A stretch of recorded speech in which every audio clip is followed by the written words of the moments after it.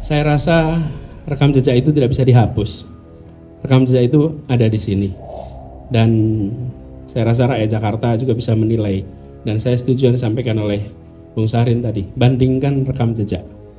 Bandingkan aja. Denny Indrayana berikan fakta terbalik soal Anies. Anies disebut lebih baik dari Ganjar. 5 tahun DKI hancur bos dipimpin Anies. Ditulis oleh tim redaksi jurnal, dikutip dari berbagai sumber.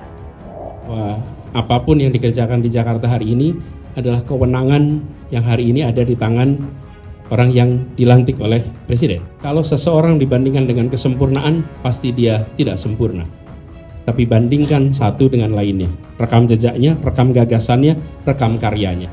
Halo, kembali berjumpa dengan suara Fani Bakri di channel Media 45. Itulah kenapa dia hanya mampu mengeluarkan teori-teori besar tanpa sedikit pun kemampuan secara teknis dalam mengelola kota besar. Bahkan hanya untuk membantunya bekerja saja, Anies harus membentuk tim TGUPP yang berjumlah 74 orang. Politisi Partai Demokrat Denny Indrayana menceritakan kisah dan pengalamannya mengenal Anies Baswedan dan Ganjar Pranowo sejak masih menjadi mahasiswa di Universitas Gadjah Mada. Hal inilah yang mendasarinya memiliki prinsip tegas dalam mendukung Anies dibanding Ganjar.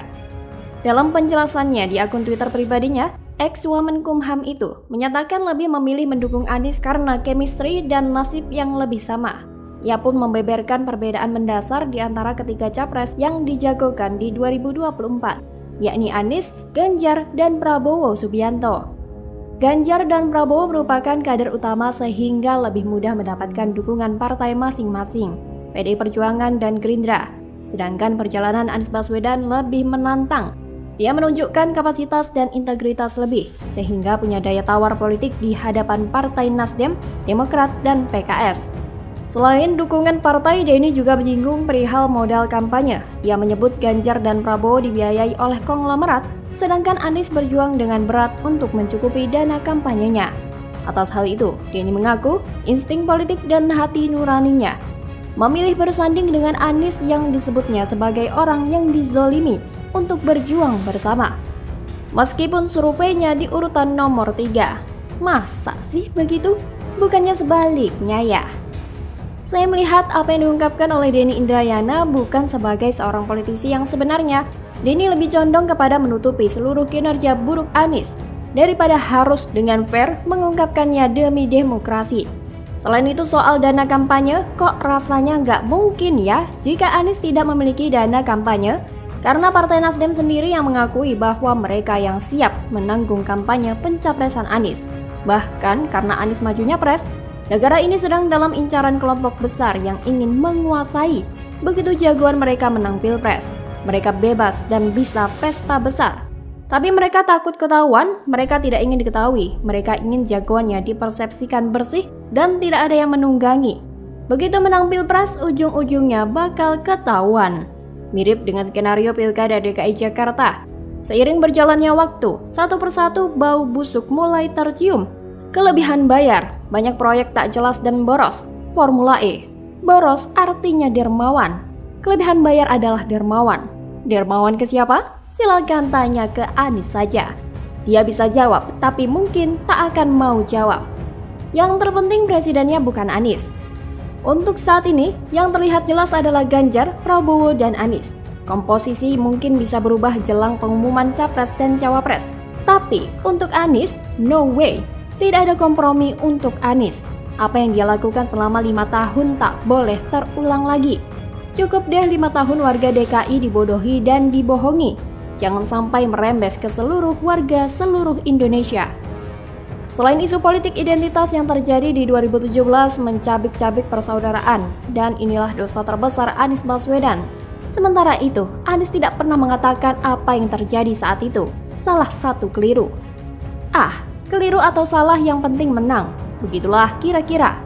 Saat Pilkada DKI Jakarta, Anies Baswedan dan Bani Sumbu Pendek membuat strategi dan memanfaatkan momen Ahok yang kemudian memenjarakan Ahok.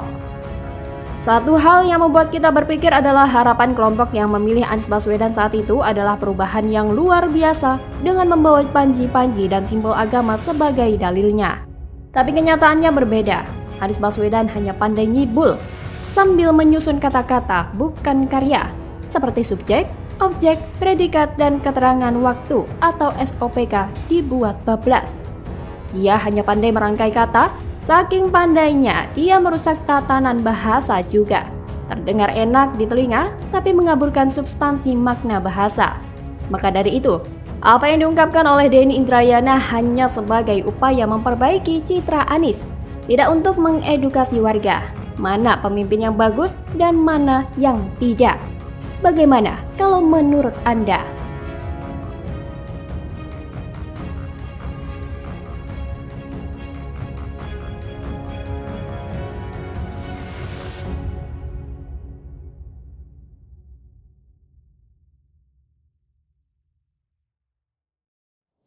Kita tidak ngomong politik lah, saya ketemu. Kan saya ngomong sumur, Pak. Kita nggak bicara yang mengarah ke politik, tapi kita bersyukur 5 tahun Tuhan izinkan kasih ke orang yang pintar ngomong bekerja. Skakmat, fakta berbicara. Waketum Nasdem dan politikus Golkar sindir Ahok, tapi malah kena bungkam kinerja Ahok. Telat. Ditulis oleh tim redaksi jurnal dikutip dari berbagai sumber. Integritas seorang Ahok memang sangat-sangat jauh jika dibandingkan dengan Anies Baswedan yang justru sering kelebihan bayar. Itulah kenapa dia hanya mampu mengeluarkan teori-teori besar tanpa sedikit pun kemampuan secara teknis dalam mengelola kota besar. Halo, kembali berjumpa dengan suara Fani Bakri di channel Media 45. Politikus Golkar sekaligus aktivis kolaborasi warga Jakarta Andi Sinulinga menyoroti Wakil Ketua Umum Partai Nasdem Ahmad Ali yang membalas sindiran mantan Gubernur DKI Jakarta Basuki Cahayapurnama alias Ahok soal orang pintar ngomong dan bahaya politik 2024. Hal itu ditanggapi Andi Sinulinga melalui akun Twitter pribadi miliknya. Dalam cuitannya, Andi Sinulinga setuju dengan sindiran balik yang diberikan ke Ahok oleh Nasdem. Andi Sinulinga juga kerap menyinggung Ahok yang berbicara asbun dan gak bisa kerja. Sebelumnya, Ahok kerap 2 kali menyinggung sosok disebut sebagai seseorang yang pintar ngomong. Diketahui pernyataan itu meruncing ke calon presiden dari Partai Nasdem Anies Baswedan.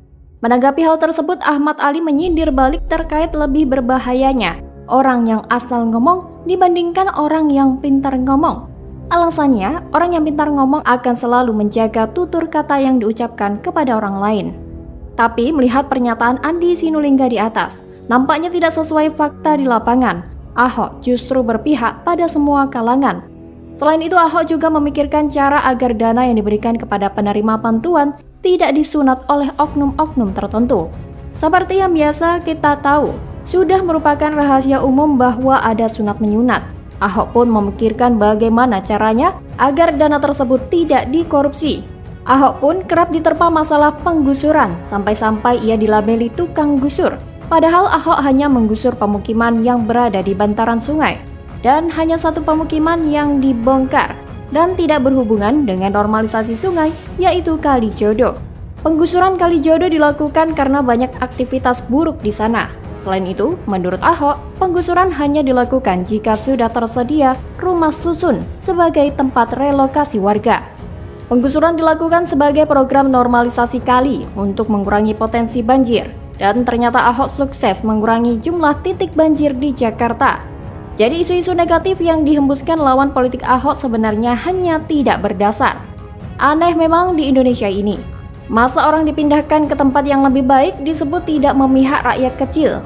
Ini sudah berkali-kali disampaikan loh, tapi tetap saja selalu isu ini yang digoreng dengan berbagai bumbu ada rica-rica biar makin nendang.